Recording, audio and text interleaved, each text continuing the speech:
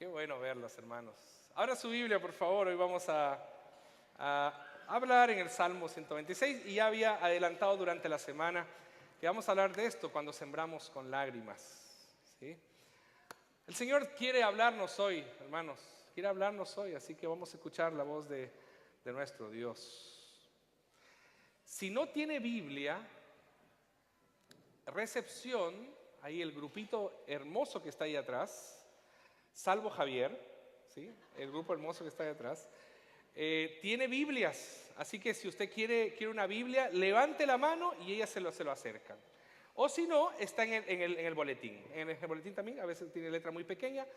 Así que hay opciones en esta iglesia que tenga la Biblia con usted. Muy bien. ¿Lo tiene o no? Vamos a dar lectura con el énfasis que me gustaría darle. Cántico gradual. Importante leerlo desde ahí. Cántico gradual. Porque la primera línea no es solamente un título más. Es revelación de Dios. Y nos dice mucho del contexto también. Así que cántico gradual. Cuando Jehová hiciere volver la cautividad de Sión, seremos como los que sueñan. Qué lindo. Entonces nuestra boca se llenará de risa y nuestra lengua de alabanza. Entonces dirán entre las naciones, grandes cosas ha hecho Jehová con estos. Grandes cosas ha hecho Jehová con nosotros. Estaremos alegres. Qué lindo. Haz volver nuestra cautividad. Ahí cambia un poco el ritmo, ¿cierto? Haz volver nuestra cautividad, oh Jehová, como los arroyos del Negev. Los que sembraron con lágrimas, con regocijo segarán. Irán dando y llorando. El que lleva la preciosa semilla, mas volverá a venir con regocijo, trayendo sus gavillas. Oramos. Querido Dios, aquí estamos, Señor, delante de tu palabra, sabiendo, Señor, de que tú quieres hablarnos. Así que, Señor, te pido también que tu Espíritu Santo venga a abrir nuestro corazón, a iluminar nuestra mente para que podamos conectarnos con lo que tú quieres decirnos hoy. Gracias, Señor, por tu palabra, porque ella viene a nuestra vida para traernos esperanza. Gracias, Señor, por este salmo de la esperanza. Gracias, Señor, por tu palabra. En el nombre de Jesús. Amén y amén. Hay cosas que me impresionan de la capacidad humana. ¿Se dan cuenta que nuestra mente humana puede ser así como ilimitada? Hay cosas que me asombran de lo que el hombre construye, por ejemplo, o lo que el hombre reconstruye. A mí me gusta ver a veces esos documentales. Mi esposa a veces se ríe un poco de mí porque yo, esos documentales de Nat Geo, de History Channel, me encanta ver esas cosas porque yo encuentro al hombre demasiado seco, demasiado inteligente como para sus cosas construir, desconstruir, reconstruir. Lo encuentro fascinante. Pero así como podemos arreglar cosas impensables, también podemos observar nuestra incapacidad de restaurar lo que es básico y lo que es esencial. ¿Se han dado cuenta de eso? Somos incapaces muchas veces de restaurar cosas en lo personal, cosas en lo familiar, restaurar cosas en lo eclesial. Hay parejas que vienen a la oficina mía y dicen, ya no hay solución, nuestro matrimonio se acabó. ¿Cómo el hombre puede reconstruir cosas increíbles y no puede reconstruir un matrimonio? O reconstruir algo, por ejemplo, cuando dice, mi relación con mis hijos no tiene solución. Yo lo he escuchado, es como no tiene solución.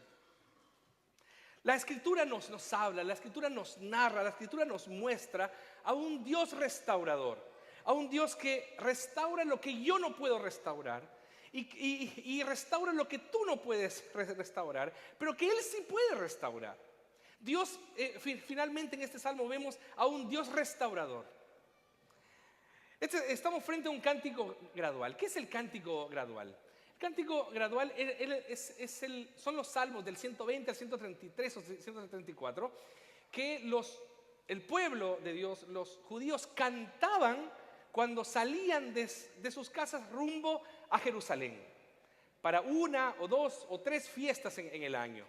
Entonces ellos salían, iba saliendo uno e iba cantando, así como esos cánticos de militares, na, na, na, na, na, na, na, y todo el pueblo, na, na. Es un poco la idea. ¿sí? Y cantaban los cánticos graduales. Y entonces cuando ellos iban avanzando, se iban juntando la gente, y se iban juntando la gente, y ahí llegaba el Salmo 121, alzaré mis ojos a los montes, ¿de dónde vendrá mi socorro? Mi socorro viene de Jehová, y así ellos venían y se animaban entre ellos caminando hacia Jerusalén.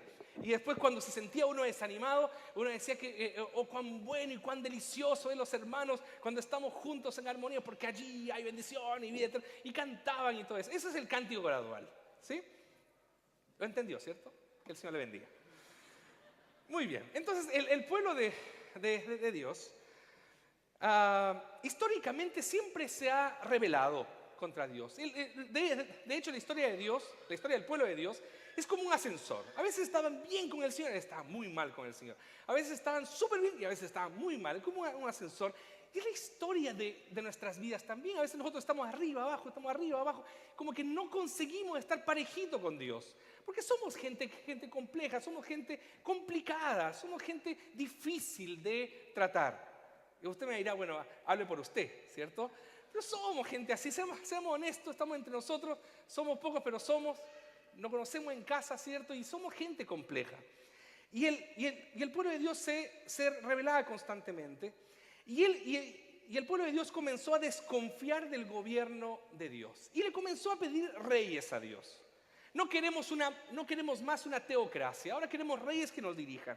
Y ahí la historia turbulenta del pueblo de Dios, y finalmente se dividen en dos reinos. El reino de Judá, que es el reino del sur, y el reino de Israel, que es el reino del norte. El reino del norte comenzó a portarse mal. Judá, el sur se quedó con Judá, y el norte comenzó en un proceso de rebeldía contra Dios. Y entonces Dios envió a un ejército para destruirlos, para disciplinarlos, y destruyó el reino del norte. ¿Pero qué pasó?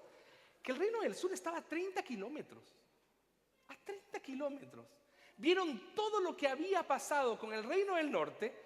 30 kilómetros. Vieron todo, que muchos de ellos, familias, primos de ellos, habían sido destruidos y no aprendieron. Y el reino de Judá también se rebeló contra Dios.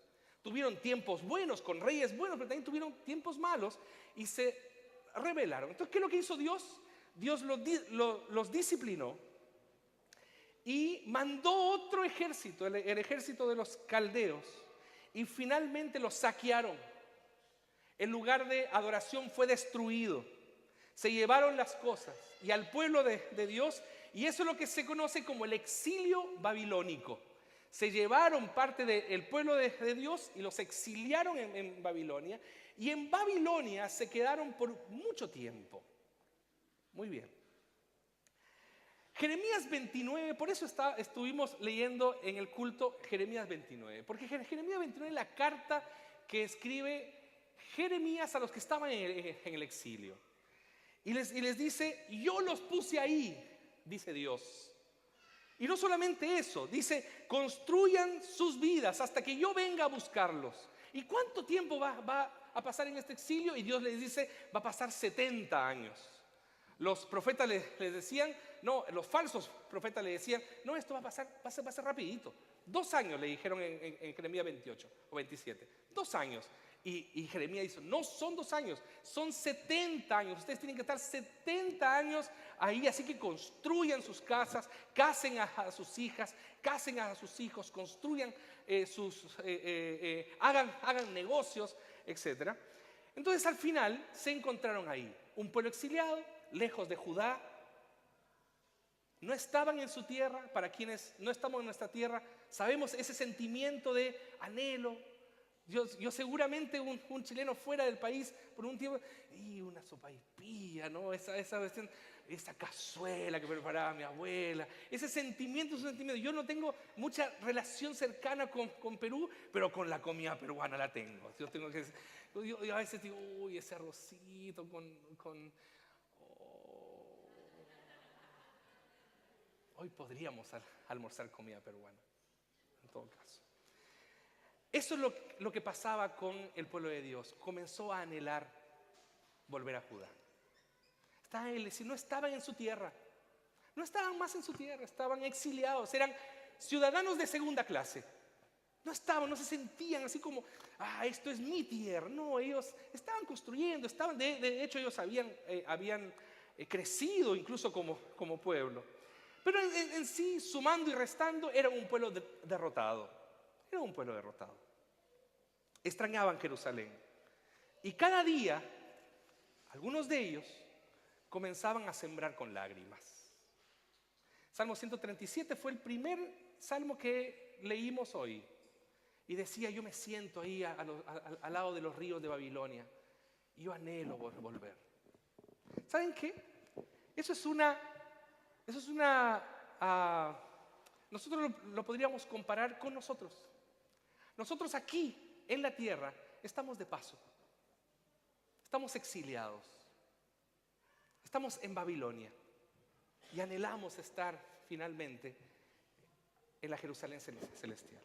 Esa es la dinámica del texto. Y cuando estamos aquí, muchas veces, en muchos momentos, usted y yo hemos sembrado con lágrimas. Usted y yo la hemos pasado mal aquí en Babilonia. Muchos de nosotros hemos tenido que seguir trabajando, aún cuando teníamos razones para llorar, pero teníamos que seguir avanzando. Por eso cuando sembramos con lágrimas, la primera cosa que tenemos, el versículo 1, debemos recuperar nuestros sueños. Quiero llevarlo a esta idea. Cuando Jehová hiciere volver la cautividad desde Sión, seremos como los que sueñan. Varias décadas pasaron y el pueblo de Dios había construido casas, habían casado a sus hijos, habían puesto sus comercios y habían armado una forma de adorar a Dios en la distancia. Pero de repente, a pesar de que los profetas ya lo habían anunciado, Dios levanta personas y Dios comienza a levantar líderes que comienzan a llevar al pueblo otra vez a Judá.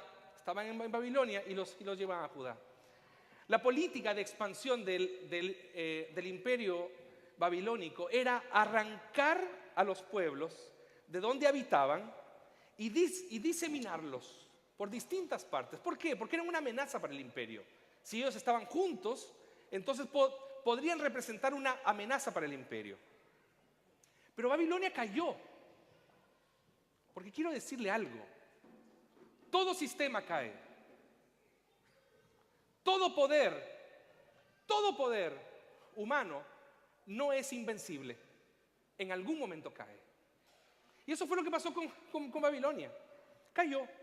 Y llegaron al poder los medos y los persas, el emperador Ciro. ¿Y sabe lo que dijo Ciro? Esta política que tenía Nabucodonosor no es buena. No hay que diseminarlos. Lo que hay que hacer, hay que juntarlos. Entonces, ¿qué fue lo que él hizo? A todos los pueblos conquistados por los babilónicos, o sea, por Nabucodonosor, dijo, ¿saben qué? A partir de ahora, todos vuelven a su lugar de origen. ¿Qué fue lo que pasó? Que les comenzó a proveer recursos, todas las posibilidades para volver. ¿Cuál era la lógica? Que si estaban felices, trabajarían mejor. Y si trabajarían mejor, eran mejor renta, mejor impuesto para el rey. No sé si usted me está captando. Un día ellos estaban absolutamente imposibilitados para volver. Y de un día para el otro, el mismo emperador, Ciro, les provee todo para hacerlo. ¿Qué es lo que me está diciendo el texto? Es que cuando ellos comienzan a volver a su tierra, a Jerusalén, debajo de liderazgos de varios personajes conocidos como Esdras, Nehemías, Ageo, ellos comienzan a volver, ellos comienzan a pensar, esto era lo que soñaban nuestros padres y el Señor lo está haciendo posible. Pero ¿cómo puede ser de que hace una semana estábamos imposibilitados y ahora nos proveen hasta recursos para hacerlo? ¿Cuál es la idea? Es que esto es un sueño, esto no puede estar pasando. Y yo creo que a usted y a mí ya nos ha pasado eso, que el Señor cambia así situaciones, que estamos yendo para un lado, esto es imposible, esto es imposible, esto es imposible, y el Señor, mueve una pieza. ¿Cómo puede ser posible esto? ¿Cuál es la idea? Es que los padres de ellos soñaban con eso. Soñaban con que un día Dios iba a mover las piezas soberanamente para que ellos pudieran volver. Entonces Dios restaura de una manera impresionante la salida del pueblo de Dios de Babilonia. Era algo humanamente imposible. Nadie apostaría un centavo con que se concretara. No había posibilidad histórica, pero Dios maneja la historia. Dios maneja a los imperios, y no hay imperio, no hay poder, no hay sistema que pueda hacerle frente a los planes de Dios. ¿Qué es imposible para usted hoy? Hay cosas imposibles. No, esto no hay vuelta atrás. No hay vuelta atrás. Sueña. Es muy lindo eso. Sueña lo que tus padres soñaron. Porque nosotros tenemos que recuperar nuestros sueños, los sueños de nuestros padres. Interesante, porque hay un discurso evangélico que dice: sueña los sueños de Dios. No, son nuestros sueños. Son los sueños que el Señor nos ha dado. Y el Señor nos dice: recupera tus sueños, recupera los sueños de tus padres. Ellos soñaron que era posible una mejor iglesia. Ellos soñaron las familias más fuertes en Él. Ellos soñaron una generación mejor. Ellos soñaron que frente a lo imposible Dios iba a salir adelante. Soñemos lo imposible, porque Dios comienza a restaurar lo impensable. Me gusta esta idea histórica de Dios. Lo impensable, Dios puede tornarlo posible. Primera cosa. Segunda cosa, cuando sembramos con lágrimas, debemos recordar sus bendiciones. Miren lo que dice el versículo 2. Entonces nuestra boca se llenará de risa y nuestra lengua de alabanza. Entonces dirán entre las naciones: grandes cosas ha hecho Jehová entre nosotros. Grandes cosas ha hecho Jehová con nosotros. Estaremos alegres. Muy bien. Dios restaura a su pueblo de una manera increíble. Y claro, frente a una cuestión sorprendente, ellos dicen: nos llenamos de risa y cantamos de alegría. La situación del pueblo no tenía perspectiva histórica. Sin líderes, sin estructura propia, sin lengua, porque su lengua ya se había alterado, sin gobierno, sin tierra, sin templo. Y ahora el Señor comienza a cumplir lo que los profetas habían dicho. El pueblo de Dios volvería a su tierra, una tierra que el Señor les había dado. Y eso ahora se estaba confirmando. Yo no sé si históricamente usted ha vivido eso, confirmaciones de Dios, que el Señor va confirmando cosas. Y ellos ahí comenzaron a entender. Hay cosas que nos enseñan en la escuela dominical, hay cosas que nos enseñan en el culto, que uno lo puede entender teóricamente. ¿Se acuerda del sermón pasado? Que como que entra en nuestra mente, pero otra cosa es experimentarlo. Y aquí ellos comienzan a experimentar y decir: esto no era posible y ahora esto es posible. Comienzan a experimentarlo y ahí comienzan a disfrutar, comienzan a recordar las promesas de Dios. Cuando el Señor decía: ¿verdad que Jeremías hace 50 años atrás nos dijo: yo sé los planes que tengo acerca de ustedes, dice el Señor, planes de bien y no de mal, para darles un futuro lleno de esperanza? Él nos dijo eso. ¿Verdad que el profeta Habacuc nos dijo que el justo vivirá por su fe en Dios? Que andamos confiando en nuestras fuerzas. El justo vivirá por su fe en Dios. ¿Verdad que Jeremías nos dijo eso? Que Dios tenía planes para nosotros y compró una heredad. ¿Verdad que él compró una heredad? ¿Y dónde la compró? ¿En Babilonia? No, la compró en Judá. Muy interesante eso. La compró en Judá. El profeta creía lo que estaba diciendo. Hermanos, tenemos dentro de nosotros profetas que tienen este don de la fe operante, que nos dicen cosas van a pasar, cosas increíbles van a pasar. Jeremías 32 nos dice eso. Porque yo haré regresar sus cautivos, dice Jehová, y el Señor cumplió.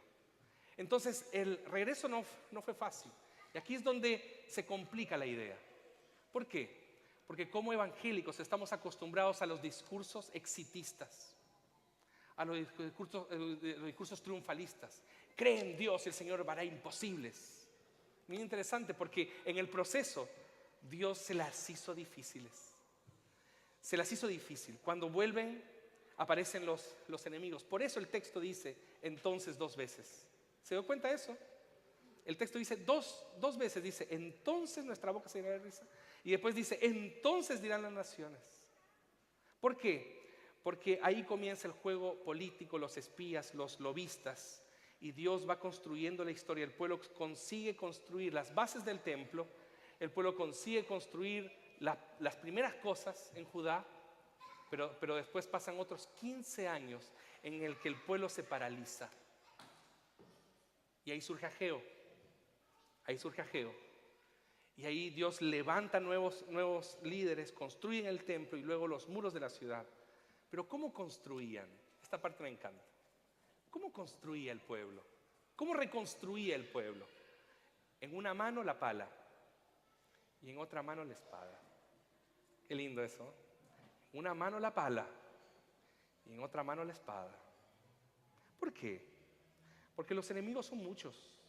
Y la vida cristiana es así, está llena de batallas que se van ganando, están llenas de promesas que se van cumpliendo y van generando en nosotros alabanza. Por eso el texto dice, a batalla ganada, batalla alabada. En el momento que Dios comienza a responder, no te olvides de cantar, no te olvides de cantar. En los tiempos de lucha no te olvides de cantar. ¿Por qué? Hay pueblos que te están mirando. Hay iglesias que nos están mirando. Hay personas que nos están mirando. Hay familias que nos están mirando. Y están diciendo, están contando las cosas. Y están diciendo, entonces dirán entre las naciones, grandes cosas ha hecho Jehová con estos. ¿Porque les ha ido todo fácil? No, porque saben cantar. Porque saben alabar. El texto dice que nosotros debemos recordar sus bendiciones. Porque sabemos cantar. Hermano, no tenemos que dejar de cantar, no tenemos que dejar de alabar. En tiempos difíciles debemos recordar que grandes cosas ha hecho Jehová con nosotros y por eso estaremos alegres. Interesante porque no dice que el Señor va a hacer, dice que el Señor ha hecho cosas increíbles por nosotros y usted y yo podemos ser testigos de eso. Cantemos. Él es el Dios que adoramos, cantemos.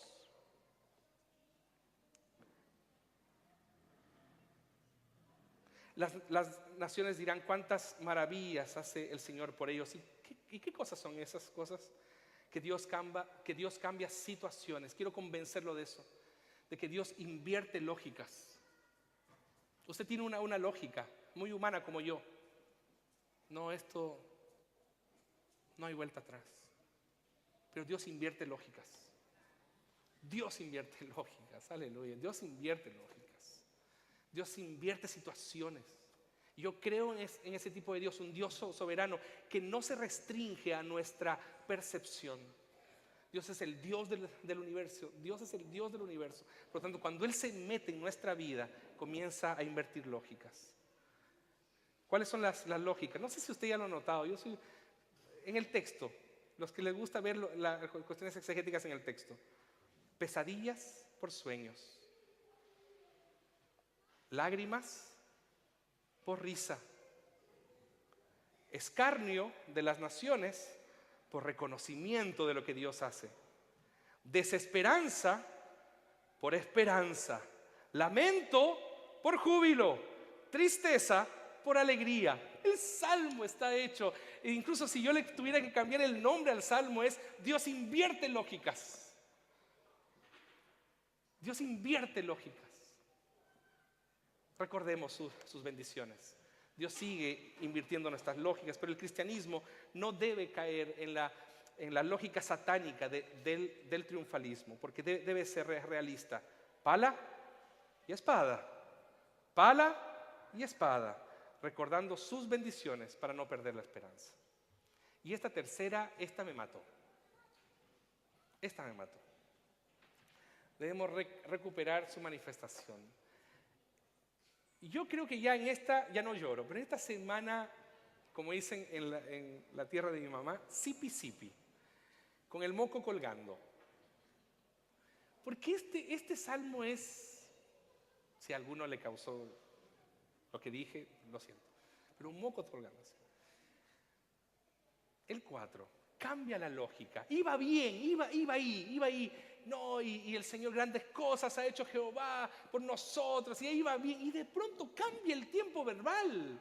¿Qué le pasa al salmista? Cambia el tiempo verbal y dice: haz volver nuestra cautividad, oh Jehová, como los arroyos del Negev. Los que sembraron con lágrimas, con regocijo segarán. Irá andando y llorando el que lleva la preciosa semilla, mas volverá a venir con regocijo trayendo sus gavillas. ¿Por qué yo me emocionaba con esto? Porque es la lógica. El Señor en el pasado hizo, pero ahora en el presente necesitamos que vuelva a actuar. Esta es la lógica. Recuerden que es un himno que se cantaba. Entonces ellos recordaban lo que el Señor había hecho por ellos. Y recordaban cómo el Señor se había manifestado en el exilio, cómo el Señor les había devuelto Judá. Pero eso era el domingo. El lunes es la vida real. ¿No le pasa eso a veces? Que viene aquí a la iglesia, el pastor predica, cantamos alabanza, cantamos himno y uno se va. Es verdad, el Señor es poderoso. Es verdad, el Señor cambia lógica. Es verdad, el Señor invierte lógica. Aleluya, gloria a Dios. Pero llegas al lunes y tienes que pagar una cuenta. Y la verdad que la lógica no está muy... Llega el lunes y te tienes que enfrentar con el jefe que no te cae bien. Invierte esta lógica, invierte al jefe también. Podrías invertir al jefe también, ¿cierto? Pero no, el lunes, como esta parte yo lo llamo como el lunes del creyente. Este es el lunes del creyente. Que llega el lunes y está difícil levantarse, porque uno dice: este es el día que hizo el Señor, nos gozaremos y nos alegraremos en Él. Nos levantamos el domingo, ¿cierto? Venir al culto, vamos a pasarla bien y todo eso. Pero el lunes no hay un texto para el lunes que nos diga: este es el día que hizo el Señor para que nos gocemos y nos alegraremos en Él, ¿cierto? Pero ¿sabe lo que dice el texto? Restaura nuestro bienestar. Mire qué lindo. Mire qué lindo eso. Restaura nuestro bienestar. De hecho, la palabra cautividad no es cautividad, es bienestar. Restaura nuestro bienestar. Aquí vienen dos figuras bellísimas. Los arroyos del Negev y el compadre sembrando en el desierto. Es muy interesante eso. El desierto del Negev es pura piedra. El desierto de Negev es pura tierra seca, árida. Y está al lado, porque uno llega ahí el paisaje, ¿cierto? En la foto se ve, nunca he ido a Israel, pero en la foto se ve. Tierra seca, piedra y el fondo, el mar. ¿Y sabe qué mar es? El mar muerto. ¿Y sabe por qué es muerto? Porque no hay nada dentro, vivo, quiero decir. Usted se toma un vaso de agua y muere. Es mar muerto, de verdad. Entonces, ¿cuál es la figura? Que la relación aquí es clara. No hay salida, no hay forma de salir y no hay esperanza. El desierto en la Biblia, la figura del desierto es sinónimo de muerte. Por lo tanto, estamos frente a un desierto, puras piedras, tierra árida y el mar muerto. Miren el panorama bacán, miren el panorama esperanzador. Y de pronto el salmista se acuerda, el salmista habla de los arroyos del Negev. ¿Y qué son los arroyos del Negev? Los arroyos del Negev, yo le invito, vamos a hacer algo. Yo lo voy a postear en Facebook, después un video sobre esto. Ahí después búsquelo. Los arroyos del Negev son caídas temporales de agua que vienen de otra región que está más arriba. El mar muerto está a 400 metros debajo del nivel del mar. Por lo tanto, la caída es una caída bastante importante. Y hay una región en la parte más arriba del desierto donde llueve, y llueve mucho. Pero ¿cuál es el problema? Es que cuando llueve se acumula en las capas freáticas. ¿Qué es las capas freáticas? Son las aguas subterráneas, son como cisternas que se van armando a lo largo del tiempo, como grandes cisternas en la parte de arriba. Y de pronto, de repente, de una manera impredecible, esas cisternas comienzan a botar el agua. Y comienzan a derramar el agua, pero no derraman, porque la idea del texto está de arroyos. No, es son inundaciones, así. Y comienzan a mojar todo el desierto. Tienen que verlo en internet. Yo se lo voy a postear. Tienen que verlo en internet. ¿Cuál es la idea? Que de repente, de la nada, en un día donde no hay nubes, donde está todo soleado, donde no hay un indicio de lluvia, de pronto mi profesor nos contaba eso, mi profesor de Antiguo Testamento, que estaban en un tour. Me contaba, dice que viene el guía turístico y le dice, ¿saben qué? Me acaban de avisar que tenemos que salir de inmediato porque va a haber una inundación. Y el profesor me miraba, me está cargando porque no hay nubes, no hay el mar, no hay nada, no hay un lago, no hay nada. ¿Cómo puede ser que haya una inundación si no hay nada? Entonces, dice, no, y ahí les explicó lo de los arroyos del Negev. Entonces, ¿cuál es la idea? Que hoy nosotros tenemos tecnología para saber. Tenemos WhatsApp. Hoy está lloviendo aquí arriba. ¿Cierto? Pero en ese momento no. En los tiempos antes de Cristo no tenían WhatsApp, no tenían email, no tenían radio. Entonces, era realmente inesperado. De un momento para otro, tenían que salir porque venían los arroyos del Negev. Muy bien. Cuando Dios actúa, es impredecible. Cuando Dios actúa, es inesperado. Cuando Dios actúa, es sin evidencias externas. Cuando Dios actúa, es repentino. Cuando Dios actúa, es incontrolable, porque Dios actúa así y nos invita a esperar su manifestación en sus tiempos y en sus formas. No espere nubes anunciando la manifestación de Dios. Espere la manifestación de Dios y sorpréndase. No pierda la capacidad de asombro con Dios. Entonces, en medio de lo cotidiano, Dios nos va a sorprender con su bendición. Pero ¿cómo termina el Salmo? Que los que vivían en el desierto confiaban en los arroyos del Negev. Los que vivían en el desierto dependían de eso. El agricultor tomaba un puñado de trigo, tal vez el último que le quedaba en la casa. ¿Y dónde lo tiraba? ¿Dónde lo tiraba? En el desierto. ¡Wow! Lo tiraba en el desierto, era un acto de fe. Qué lindo eso. ¿Y por qué digo que posiblemente era el último? Porque lo hacía con lágrimas. Tremendo. Tiraba. ¿Y sabe cómo caía, cierto? Y se quedaba ahí porque era árido, era seco, eran piedras. Pero él sabía que un día, los arroyos del Negev iban a venir. Y eso que él había sembrado con lágrimas, dice que él iba a ver a Dios actuar.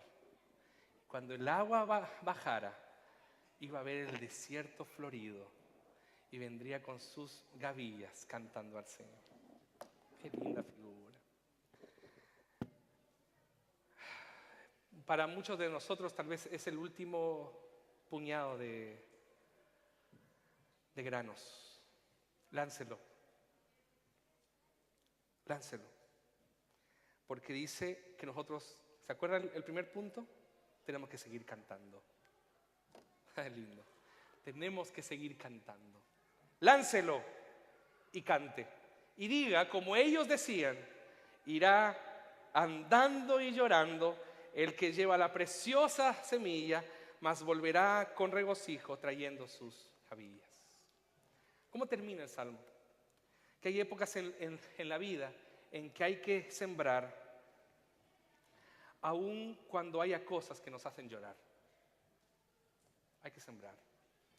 Los cultivos no esperarán mientras nosotros terminamos nuestra pena y resolvemos nuestros problemas. Si tú quieres comer en el próximo invierno, debemos salir al desierto y sembrar la semilla, estemos llorando o no. Dios no quiere solucionarte el problema hoy. Lo que Dios quiere es que tú aprendas a cantar en medio del desierto. Cuando tenemos ganas de renunciar y las lágrimas nos tienten a renunciar a la siembra, el salmista nos anima y dice, cosecharás con gritos de alegría. ¿Qué me falta en el texto? Los que son más avispados, ¿qué me falta en el texto? C.S. Lewis, en uno de sus libros, dice que estaba Satanás en un gran banquete con todos los malos, con todos los perversos y malvados. Y en su discurso hace una confesión y dice, lo que más me irrita de estos creyentes es que insistan en creer en Dios aun cuando no hay evidencia. Me irrita eso. Eso lo irrita. ¿Qué es lo que me está faltando? Que lo único que puede restaurar lo que nosotros no podemos restaurar es Cristo, la fuente de agua viva. ¿Qué es lo que me falta en el texto? Es que nosotros tenemos que esperar siempre en Cristo, porque hay promesas en su palabra para nosotros.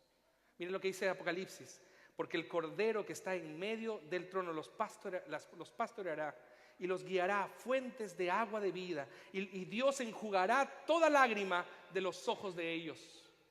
Este es mi Cristo. Este es tu Cristo. O puede ser tu Cristo.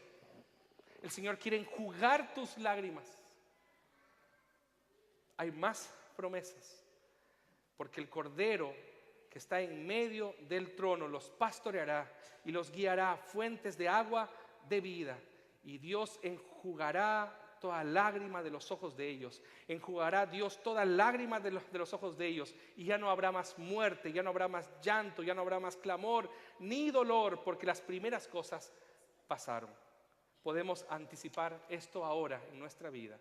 Acerquémonos a Cristo y Él nos llenará con su maravillosa presencia en medio de nuestra sequedad. Continuemos sembrando con lágrimas, porque un día vendrá los arroyos del Negev, cuanto menos lo pensemos, y el Señor nos va a sorprender. Que el Señor nos ayude. Oramos. Gracias, Señor, por tu palabra. Gracias, Señor, porque nos invitas a creer en medio de la desesperanza. Nos invitas a creer que tú siempre tienes una solución, porque inviertes lógica, Señor. Creemos que no solamente se quede en este domingo, sino que el lunes y lo que viene después podamos creer que tenemos que recordar tus bendiciones, que tenemos que seguir soñando los sueños de nuestros padres, y que tu gracia, Señor, pueda darnos la bendición de saber que siempre hay una respuesta de tu parte para nuestras situaciones más difíciles. Ayúdanos, Señor, en el nombre de Cristo Jesús. Amén y amén.